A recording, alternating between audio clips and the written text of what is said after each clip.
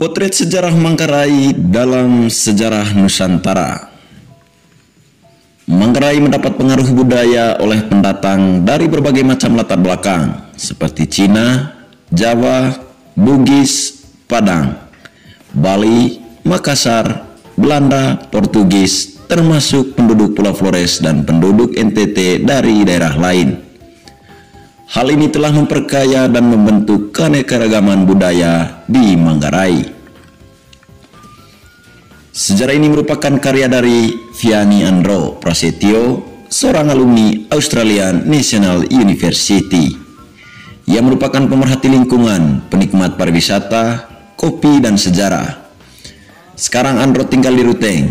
Dalam surat elektronik kepada flores.co, ia berharap ulasan dengan basis ilmiah ini yang juga berisi hipotesis mengenai asal-usul Manggarai bisa menjadi referensi bagi masyarakat yang ingin belajar tentang Manggarai.